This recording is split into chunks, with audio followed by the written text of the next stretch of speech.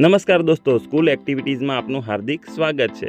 દોસ્તો, આજે રિસેસ ટાઈમમાં એક 7મા ધોરણનો વિદ્યાર્થી મારી પાસે આવ્યો અને મને દેખાડવા લાગ્યો કે સાહેબ, મને અંગૂઠામાં કાંટો લાગ્યો છે। એણે એ પણ કીધું કે ઘણા બધા પ્રયત્ન મારા મમ્મી પપ્પાએ કર્યા, પરંતુ કાંટો નીકળતો નથી। મારા માટે તો એ ખરેખર એક શોખની વસ્તુ હતી અને મેં એને કીધું કે જા તું અણીદાર સોય કે ચાપ ગોતતો આવજે, એની અણી તીક્ષ્ણ હોય। અને વિદ્યાર્થી તરત જ એ ચાપ ગોતી લાવ્યો અને મેં મારા પ્રયત્ન શરૂ કરી દીધા।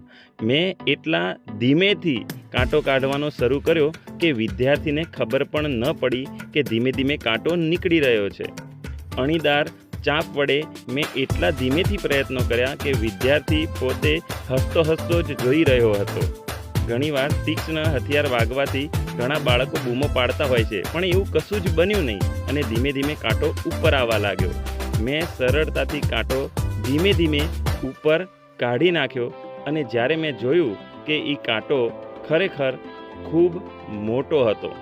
દોસ્તો, અંગૂઠા અને નખની વચ્ચે વાગેલો કાંટો કેટલો દર્દનાક હોય છે એ તમે જાણતા જ હશો।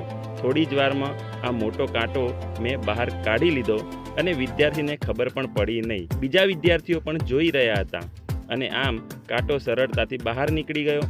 કાંટાને જોઈને બીજા વિદ્યાર્થીઓને પણ અહેસાસ થયો કે ખરેખર તકલીફ બહુ જ હતી। આમ વિદ્યાર્થીના અંગૂઠામાં વાગેલો કાંટો રિસેસ ટાઈમમાં ખૂબ સરળતાથી આપણે કાઢી લીધો અને આ રીતે હું અને વિદ્યાર્થી બંને જણા ખુશ થઈ ગયા। આજના માટે આટલું જ। આવજો।